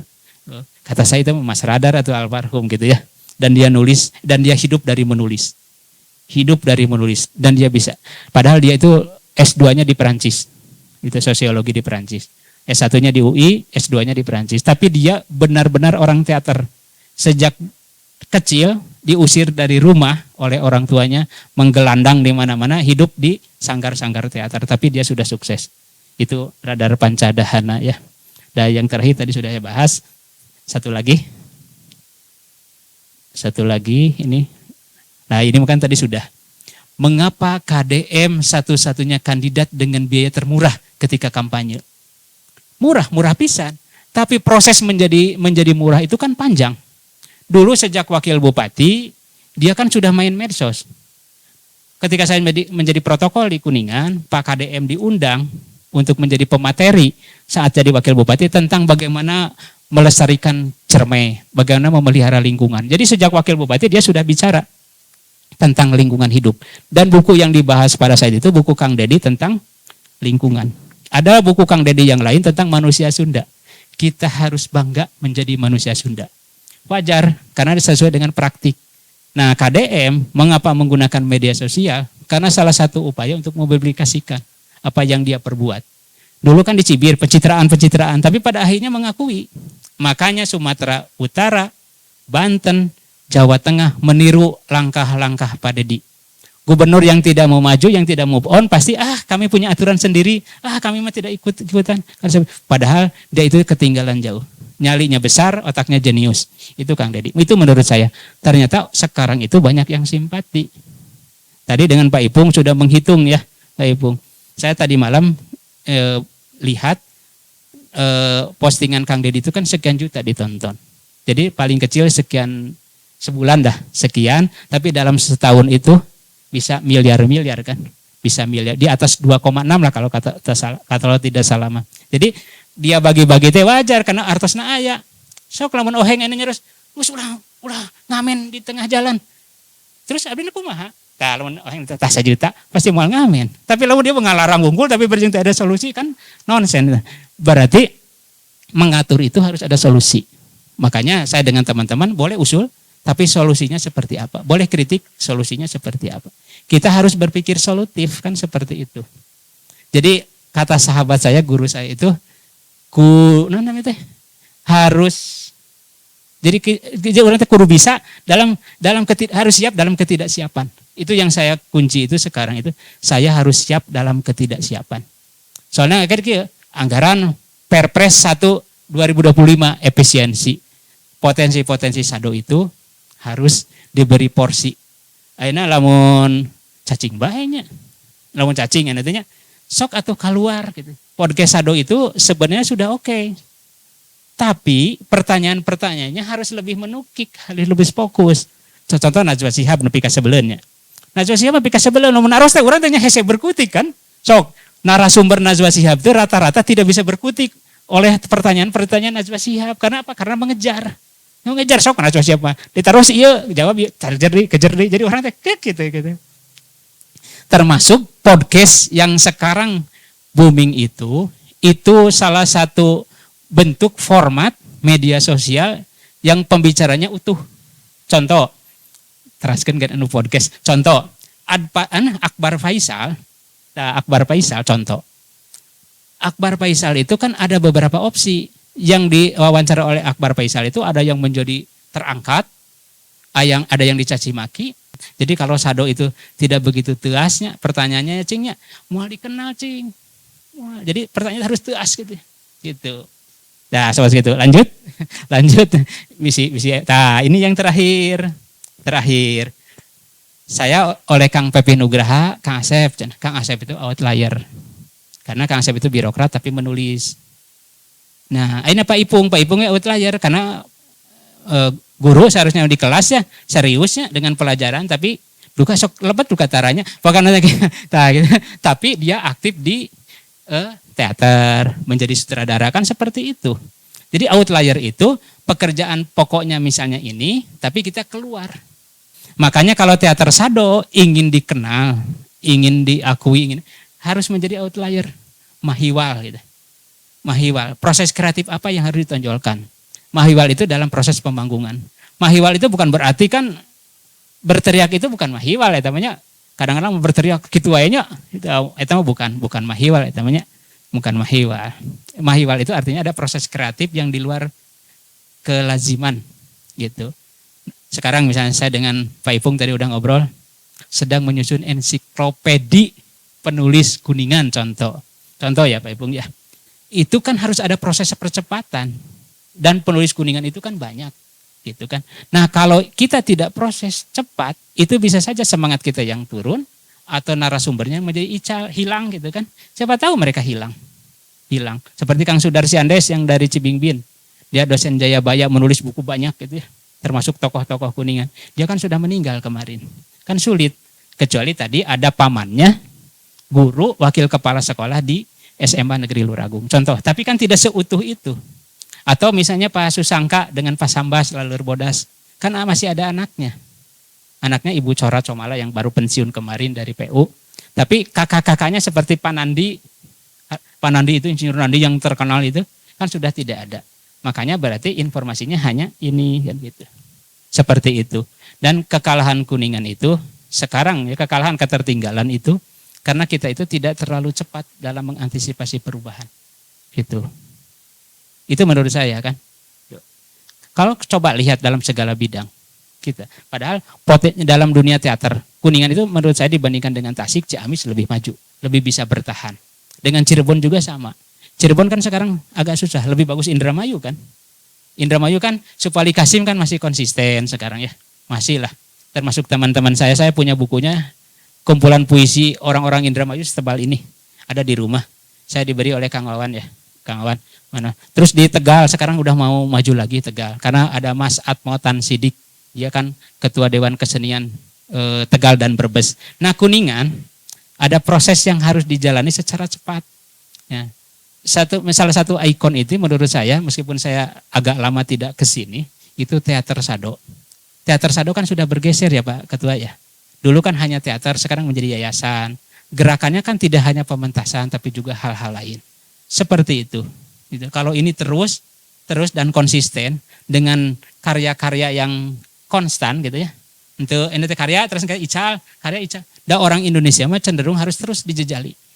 Gitu. TPNI misalnya itu 8 novel misalnya, terus penyeratnya berjeng sadinten 5.000 kata cenanya leresnya teh. Tuh, kan susah 1-2 kalimat ge susah, ini 5.000 kata bayangkan unggal dinten. Tapi kan dengan terus-terusan, maka orang itu akan melirikan gitu. Makanya salah satu upaya dalam mengakselerasi apa yang kita kerjakan, kita rencanakan itu berkaitan dengan tema ini, komunikasi dan media. Komunikasi kita harus diperbaiki kalau memang itu belum optimal. Seperti itu. Kalau kita bikin podcast, pertanyaannya tidak yang biasa-biasa, tapi cari angle yang tidak biasa. Dalam komunikasi yang paling substantif dan esensial, bagaimana kita bisa membaca, menangkap sesuatu yang tidak dikatakan oleh seorang komunikator atau komunikan. Orang kayak kedah tiasa lah. Di Sunda itu kedah surti, karakteristik atau budaya Sunda itu surti. Namun misalnya surti itu kieu, aya jalmi kabumi, ini misalnya ya belah gitu, cacing, karo rompok misalnya teh. Bering teu nyarios teu naon tapi katingali lesu, oh berarti lapar. Berarti kan orang bisa membaca ada sesuatu yang tidak kita tidak verbal diucapkan. Termasuk itu. Atanapi ujug-ujug kamari lebaran seueur nu ngangken wargi ka abdi. Ujug-ujug wah cenah kapugu teh rencangan oh kieu. Oh ieu teh yang THR tapi da teu aya pasikeunana kan gitulah. Gitu sapatos gitulah. Tapi kan kita membaca sesuatu yang tidak terkatakan, tidak secara verbal disampaikan, tapi kita paham dalam dalam hasanah budaya Sunda itu disebut surti. Jadi untuk sadayana kedah ieu lamun aya urang keur barang tedanya keur neda keur tuang kitunya. Gitu. Terus urang teh aya indung urang, ku urang teh ditawaran-tawaran hayo urang teh hilapnya dapur cek indung teh mari jeung cenah mangga atuh mah cenah atuh Bu gitunya. Mari teu kedah padahal dina hatena teh geus nyeri teh. Gitu. Jadi kita itu harus bisa membaca. Gitu. Harus bisa membaca. Gitu. Flexing itu boleh. Tapi harus kontekstual. Gitu. Sado ini bisa berkembang, bisa lebih maju apabila timingnya pas. Nah salah satu yang saya suka itu yang podcast. Tapi podcast itu harus menukik ke persoalan-persoalan yang tidak terpikirkan oleh orang lain. Itu disebut outlier. Gitu menawi komunikasi dan media. Media hanya salah satu alat ya untuk menyampaikan pesan yang ingin kita sampaikan kepada orang lain. Hanya salah satu. Gitu. Contoh terakhir closing statement, saya punya teman di Gatra. Dia ditugaskan untuk meliput Ahmadiyah yang ada di Bogor, di Tasik, di Kuningan, dan di Nusa Tenggara Barat. Nusa Tenggara Barat sudah dinovelkan oleh Oki Madasari. Dibuat novel. Itu di Oki Madasari, lihatlah. Itu tentang Ahmadiyah. Nah, wartawan-wartawan ini ditugaskan oleh redaktur, oleh redaksi di Jakarta untuk setiap orang itu untuk datang ke 4 daerah ini. Dan hanya dibekali untuk menggali satu persoalan. Jadi sanes sadayana digali sanes hanya satu persoalan. Kuningan apa persoalannya? Terus Nusa Tenggara Barat naon persoalan, Bogor Cisarua naon, Tasik di Paseh naon. Hanya itu. Dan setelah kumpul ditampung oleh tim, oleh redaktur, redaktur itu liputan baru disusun oleh redaktur. Jadi kita mah ya si wartawan-wartawan ini tidak tahu setelah ke lapangan sekian minggu itu hampir 10 dinten di Kuningan. Dipastikan we gitu. Nah, hasilnya itu di media-media besar itu diolah oleh tim. Nah, kalau di kita mah media-media kita yang bukan media besar seperti itu, ditulis ku Nyalira, diedit ku Nyalira. Gitu kan? Laras jeung henteuna kan lamun diedit ku Nyalira mah teu terang. Benten kalau misalnya yang mengedit itu kepala des, kan beda. Tapi kalau yang mengeditnya sendiri, ditulis sendiri, bahkan itu. Makanya kelemahan kita itu tidak ada berita-berita reportase yang begitu mendalam isinya, kontennya mendalam. Ya termasuk di medsos. Kelemahan medsos ini karena ingin cepat, kadang-kadang tidak akurat kan gitu. Padahal rata-rata di Detikcom itu antara 4-5 paragraf satu berita teh. Tapi kusabab hoyong cepetnya, berjeng salah gitunya. Sok tinggali, bacalah. Baca di medsos urang. Medsos urang teh asa berapa puluh di Kuningan teh. Tapi abdi teu terang eta teh kumaha maha ngadambal Nyalira. Nah kumaha kan gitu. Sekarang mah tidak usah ada izin dari sana kan. Dari Dewan Pers atau apalah. Sekarang bikin sendiri, isi sendiri kan gitu. Kadang-kadang ieu teh dikelola ku Nyalira, diisi ku Nyalira kan begitu. Nah, makanya di media di institusi besar itu selalu ada juru bicara, ada humas yang membuat rilis. Rilis teh jadi ringkasan, resume dari suatu kegiatan nanti menjadi bahan untuk disampaikan. Itu mereka itu akan menulis berdasarkan rilis. Itu tidak akan jauh. Tapi kalau media besar mah tidak mau menulis berdasarkan informasi dari juru bicara. Contoh Kompas. Lamun Kompas lamun ka Kuningan, alim cenah sareng misalnya perundingan Linggarjati kuduna kan kadisdik, bud. Henteu. Cenah ka Mang Saome di ditu sok ieu gitu. Jadi seperti itulah. Jadi yang ditulis oleh media besar itu bukan persoalan berita besar, tapi bagaimana yang humanistik di lapangan sepatos gitu. Makanya media besar mah jarang yang memuat berita-berita tentang seremonial kan jarang. Teu aya di Kompas di Tempo mah seremonial teu aya. Gitu. Nah, bocor alus nu sekarang di Kintun ieu gitunya, bocor alus. Itu wartawannya dan tim itu begitu hebat kan. Mencari informasi yang tidak diduga-duganya, seolah-olah ngobrol biasa, tapi padahal sedang menggali informasi. Kan moal mungkin eta si Siska tanya ka lapangan, masih Siska ulah ngarita lah, ieu pasti muat di bocor alus tidak, tapi menugaskan untuk ke masyarakat bertemu.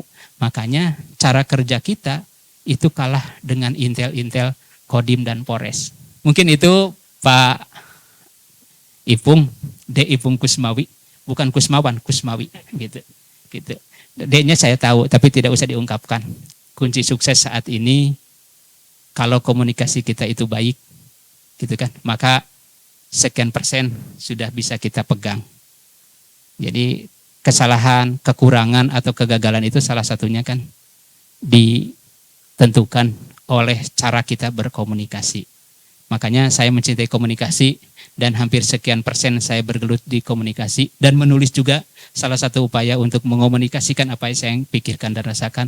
Itu mungkin saya berbagi saat ini kepada teman-teman. Makasih. Assalamualaikum warahmatullahi wabarakatuh. Waalaikumsalam warahmatullahi wabarakatuh.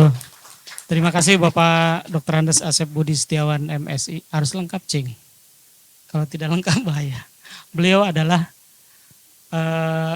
kalau di nasional itu ada Remi Silado atau Yapita Bayong yang mendapat julukan kamus berjalan, ensiklopedi berjalan. Kalau di Kuningan mungkin ada Bapak Dr. Andes Asep Budi Setiawan, MSI selaku ensiklopedi berjalannya Kuningan. Jadi kalau nanya apapun, insya Allah bisa diselesaikan permasalahannya.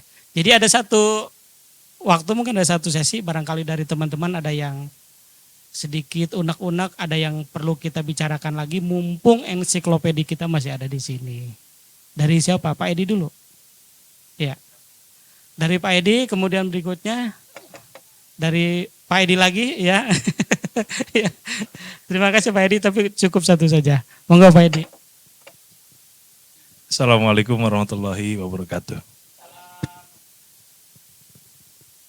Tidak salah ya, kami mengundang Kang Asep Budi untuk menjadi pembicara di materi pelatihan komunikasi dan media.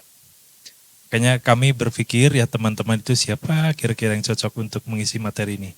Dan kita sudah sama-sama menyaksikan ya, mendengarkan paparan-paparan beliau yang luar biasa. Terima kasih Kang Asep Budi yang sudah berkenan hadir memenuhi undangan kami dan memberikan suplemen ya, vitamin yang sangat bergizi ya.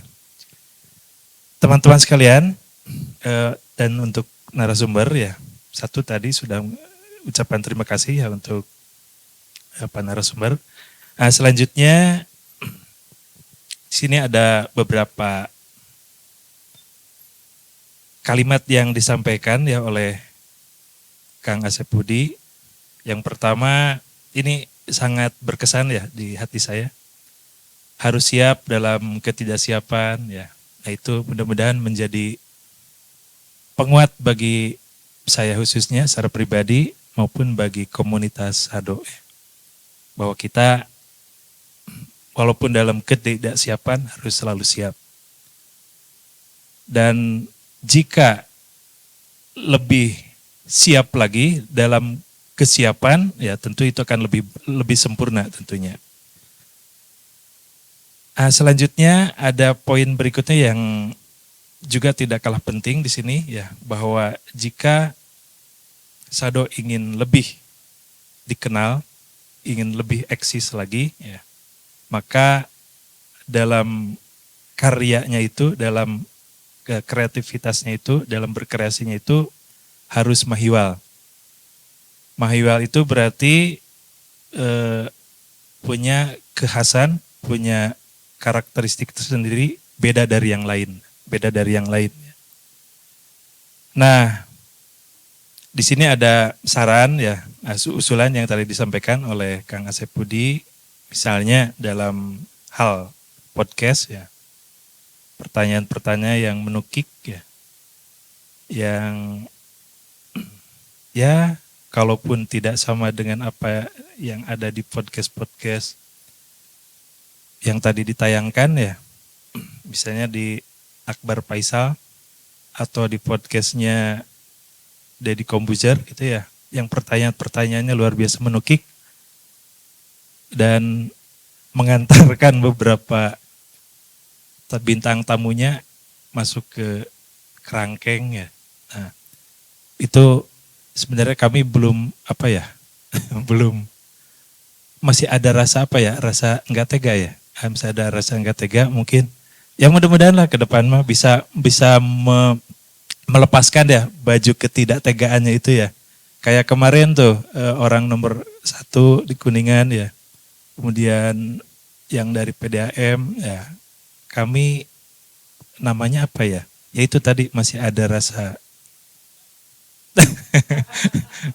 cari aman. Oh, enggak juga cari aman dia. Hanya mungkin kita belum sampai ke sana lah. Tapi mudah-mudahan ke depannya ya, mudah-mudahan supaya tadi bisa mahiwal ya. Atau dalam bahasa kerennya ini dalam melafalkannya outlier itu outlier. Outlier. Oke. Yang jadi pertanyaannya, walaupun tadi sudah mungkin ya secara sekilas, itu lebih detail lagi lah. Tips and trick ya untuk bisa mahiwal berarti ya.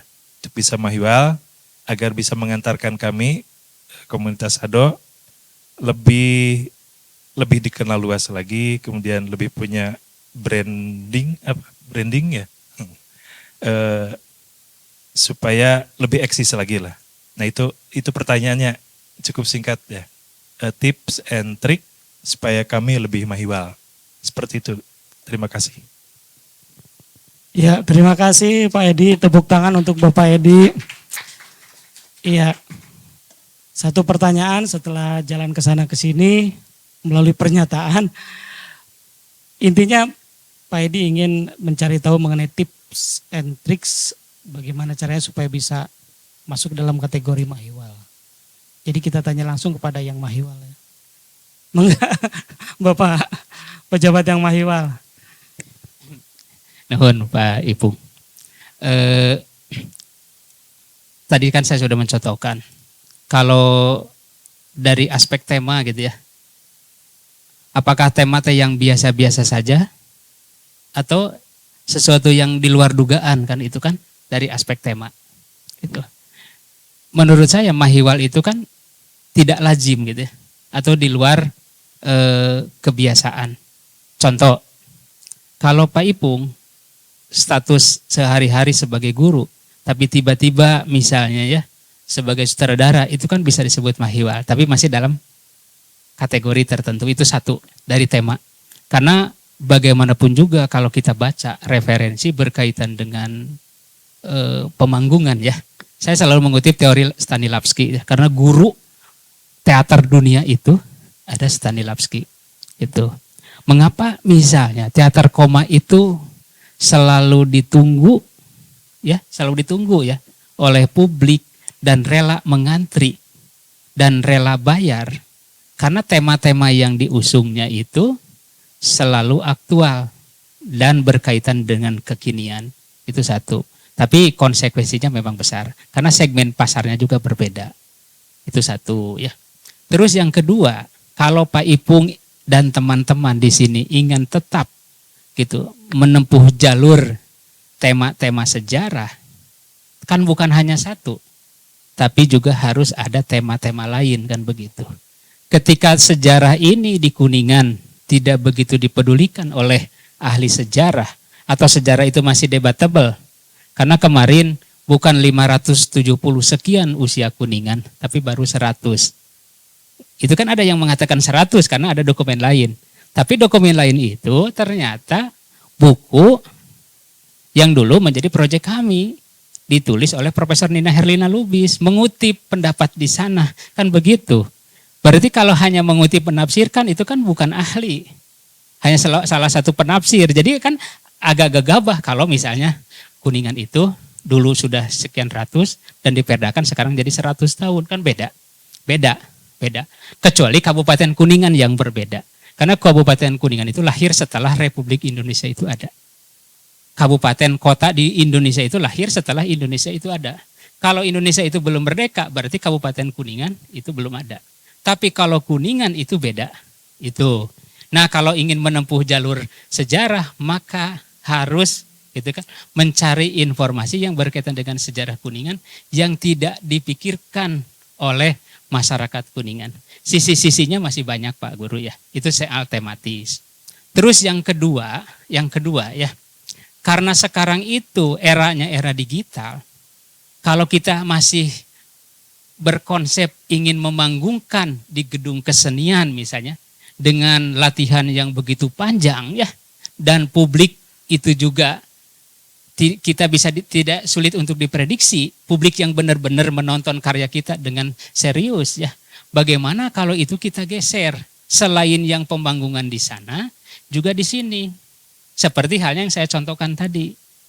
Teater koma itu dari Sanggar. Nah, bukan hanya dialog kan, tapi juga kan monolog kan seperti itu. Sekaligus untuk menguji kemampuan teman-teman kita dalam bermonolog seperti itu.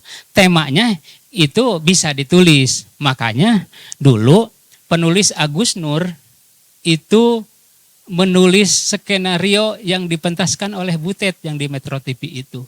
Jadi ternyata penulisnya itu kan Agus Nur kan. Novelis sastrawan dari Tegal itu kan seperti itu. Jadi tetap penulisnya itu penulis yang beneran, tapi yang memanggungkannya itu bisa siapa saja, bisa aktor. Itu seperti itu. Jadi untuk sementara Pak Ketua ya, pemahaman saya untuk teater Sado, karena kalau kita terlalu ke sana gitu ya, kita khawatir gitu. Khawatir itu moro julang ngalupaskeun pusing gitu ya. Itu henteu kacanak, ya dikantunkeun, kan seperti itu. Padahal Sado menurut saya itu satu-satunya di Jawa Barat gitu ya, yang survive dan eksis. Bagaimana kalau pergeseran pemanggungan itu selain setahun sekali misalnya di gedung kesenian atau setahun 2 kali, tapi di sini misalnya ini dimanfaatkan, kan ini luar biasa. Kalau setting malah tadi kan kata Pak Guru ya, Pak Ketua sedang menyeting ini gitu kan, beda kan, menyeting kan, menyeting karena PTKS itu luluh ketika diberi prefix kan gitu ya, luluh ketika diberi prefix seperti itu, jadi menyeting lah. Nah itu, jadi ini harus dimanfaatkan. Pasti ini akan terpublikasi. Dan saya yakin, kemarin saya ngobrol dengan Pak Zulkarnain, gitu ya, Pak Jul. Kasus-kasus kenapa misalnya ada ketidakpercayaan ketika anggaran ini lungsur, gitu ya, tapi melalui itu institusi yang resmi, tapi ternyata tidak nyampe kan gitu. Maka sekarang lembaga-lembaga seperti ini kan bisa lebih dipercaya kan. Makanya Kang Yusuf Oblet, BST, Teater Sado itu kan lebih bisa diterima ketimbang di luar ini. Kan seperti itu. Jadi peluang seperti ini kan harus dimanfaatkan. Itu berkaitan dengan outlier dalam Teater Sado. Karena saya berbicara harus kontekstual ya, harus kontekstual. Karena saya yakin podcastnya di sini peluangnya ada, untuk teaternya ada, ininya luar biasa. Dan tetangga kan adem ayem kan. Yang paling khawatir itu ketika kita latihan, tetangga kalah luar ke nararaun ya cenanya gitu kan. Kalau tidak biasa. Kalau ini kan ada sejarah. Dari dulu sampai sekarang, duluan iya atau duluan itu, payun itu kan gitu, tinggal gitu. Oh payun itu gitu. Kalau ini kan dari dulu. Saya saksi kan seperti itu. Nah, podcast itu bukan berarti ya bukan berarti menggiring, tapi dari podcast yang sekelas Akbar Faisal ternyata gitu kan, dijadikan bahan oleh APH. Berarti kekuatan podcast itu luar biasa dibanding koran atau media cetak atau media yang lain. Karena podcast sekarang itu menjadi standarisasi gitu ya dari tayangan-tayangan seperti ini. Nah, makanya kalau podcast itu lebih bisa diterima gitu ya. Maka pertanyaan-pertanyaan yang diajukan itu, mengapa Najwa Shihab itu dulu begitu diterima? Karena pertanyaan-pertanyaan itu menukik.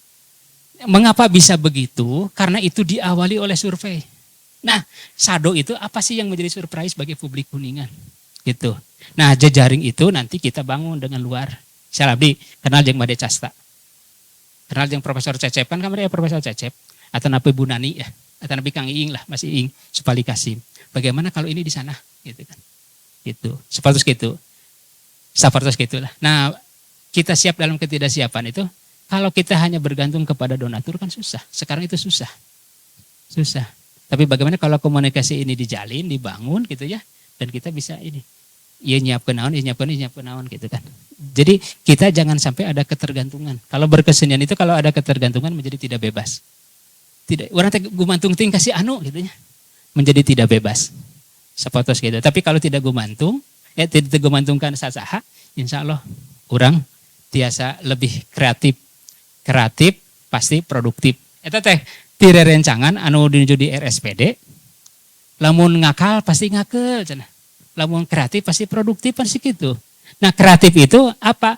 Berpikir sesuatu yang tidak pernah dipikirkan oleh orang lain, itu namanya kreatif. Makanya Budi Matindas di Tempo menulis ketika Tempo ulang tahun, acan masih kene abdi ningali waktos tuh masih ayah sakedik deui lah samenit deui Budi Matindas ketika ulang tahun Tempo menulis bahwa orang-orang Tempo itu sesuatu yang aneh karena disiplin versus kreativitas. Makanya yang sulit itu menyatukan antara disiplin dan kreativitas. Disiplin dalam memenuhi waktu, kreatif dalam membuat karya. Kalau kreatif digabung dengan disiplin tidak akan kreatif. Karena ada ketakutan. Tapi disiplin digabung dengan kreatif itu tidak akan jadi apa-apa. Karena disiplin itu on the track. Gitu kan. Seperti itu. Teman-teman beri aplaus sekali lagi untuk Bapak Dr. Andes Asep Budi Setiawan MSI. teman-teman yang berbahagia, ternyata tidak terasa waktu sudah sekian jam kita berbincang dengan Bapak Dr. Andes Asep Budi Setiawan MSI mengenai media dan informasi. Satu hal yang mungkin ini kesepakatan kita bersama yang juga tadi disampaikan oleh beliau secara panjang lebar, intinya bahwa komunikasi itu sangat erat kaitannya dengan hidup dan kehidupan. Dan ketika hidup dan kehidupan kita itu ingin berbahagia, maka ciptakanlah komunikasi yang bagus di antara para komunikan. Kira-kira itu mungkin kesimpulan pelatihan mengenai diskusi mengenai media dan komunikasi bersama Dr. Andes Asep Budi Setiawan MSI, atau nama pendeknya itu biasanya saya biasa memanggil ABS. Itu ya Pak ya. Kalau Kang Acep Diandam itu AZN, saya biasanya DIK, kalau Pak Asep Budi Setiawan ini biasanya ABS. Jadi Asep Budi baik. ABS. Yang pasti mudah-mudahan ABS-nya betul Asep Budi Setiawan, bukan asal Bapak senang, bukan. Terima kasih, bahagia selalu untuk kita semua. Terima kasih kembali untuk Bapak Dr. Andes Asep Budi Setiawan MSI atas luang waktu yang telah disempatkan untuk kita di sini untuk berkangen-kangen kembali dengan kita. Mudah-mudahan apa yang telah kita simak bersama menjadi ladang amal dan berkah buat kita semua. Sampai jumpa lagi di sesi pelatihan dan diskusi berikutnya. Wabillahi taufiq wal hidayah. Wassalamualaikum warahmatullahi wabarakatuh. Waalaikumsalam warahmatullahi wabarakatuh.